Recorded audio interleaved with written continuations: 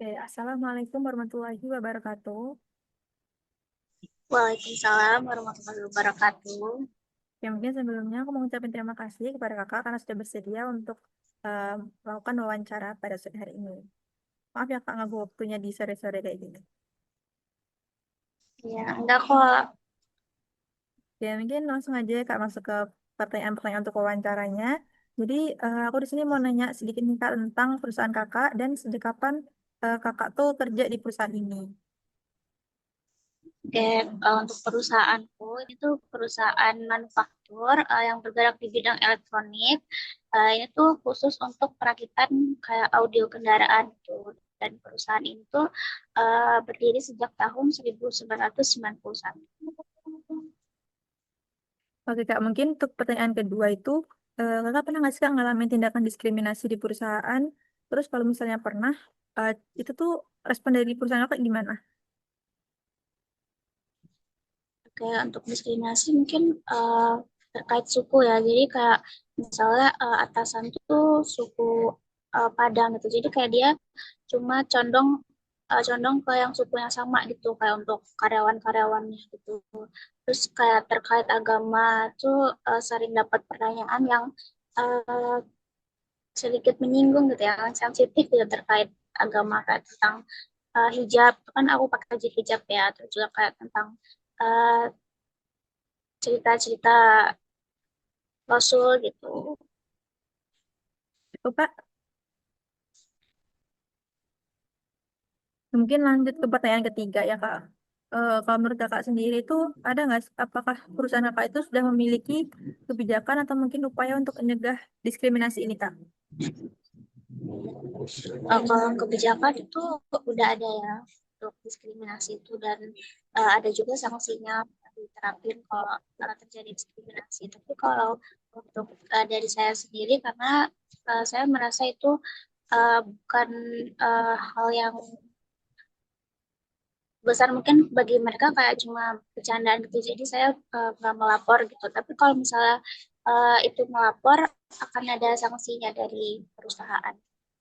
Berarti dari perusahaan itu sudah ada kebijakannya mengenai diskriminasi gitu, kayak melarang diskriminasi di perusahaan. Ya sudah ada. Nah, selanjutnya ke pertanyaan keempat, itu kakak pernah nggak sih kak, kalau misalnya kakak itu punya kesempatan gitu untuk memberi masukan atau mungkin solusi ke perusahaan tentang diskriminasi, kakak mau ngasih saran apa?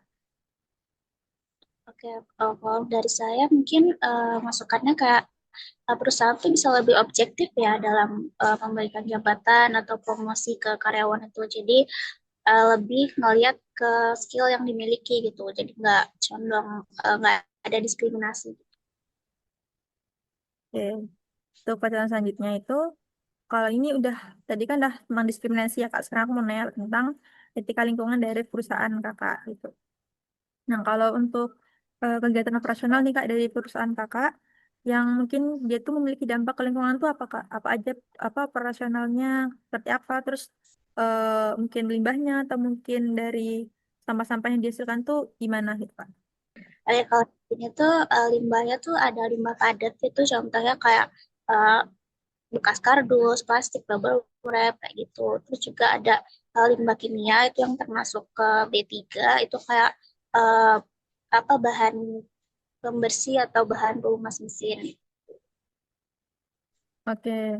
Lalu langkah untuk perusahaan ini Kak, langkah yang diambil oleh perusahaan untuk mengolah dampak lingkungan tersebut tuh apa aja Kak? Kalau untuk sampah yang padat kayak kardus dan plastik itu biasanya kita buang di tempat sampah yang terpisah. Jadi kayak setiap hari dibuang gitu. Itu nanti eh, biasanya dijual di, untuk didaur ulang gitu.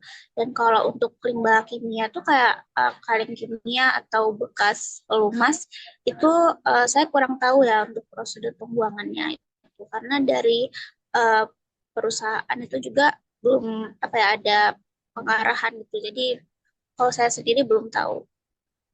Oke, mungkin selanjutnya aku nanya lagi Kak, kalau tentang CSR nih Kak, menyinggung tentang CSR dari perusahaan. Perusahaan itu memiliki program CSR yang berkaitan dengan lingkungan atau masyarakat sekitar nggak sih, Kak? Ya, kalau CSR ya, kalau yang setahu saya itu perusahaan ada kegiatan sosial kayak bentuk eh, apa bentuk bantuan ke panti asuhan atau ke kegiatan amal gitu. Nah, tapi biasanya untuk program sosial kayak gitu itu cuma perwakilan aja. Jadi kayak nggak semua karyawan tuh turun tangan gitu. Nah, kebetulan saya kan di bagian produksi ini saya belum pernah tuh diajak untuk ikut langsung di kegiatan. Oke, mungkin selanjutnya, eh menurut kakak nih kak, apakah upaya perusahaan kakak itu dalam mengelola isu lingkungannya itu udah cukup tepat kak?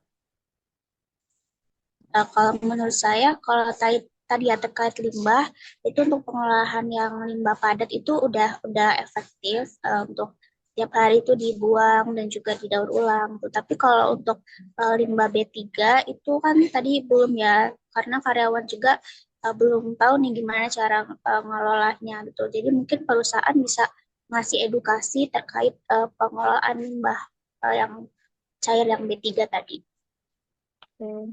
Oke, kita ada masuk pertanyaan terakhir nih Kak. Jadi aku mau nanya, saran kakak nih, kakak, saran kakak sebagai karyawan di perusahaan kakak, ada nggak sih Kak sarannya itu biar perusahaan kakak itu lebih bertanggung jawab lagi ke depannya secara sosial dan juga secara lingkungan? Kalau pertama untuk karyawan ya, harapan saya sih eh, perusahaan itu bisa lebih selektif, bisa lebih adil dalam pengangkatan jabatan karyawan gitu, dan itu mempertimbangkan kemampuan karyawan. Terus juga tadi terkait CSR itu juga biar lebih merata ke karyawan tuh turun tangan juga, jadi nggak cuma beberapa orang, tapi bisa merata gitu.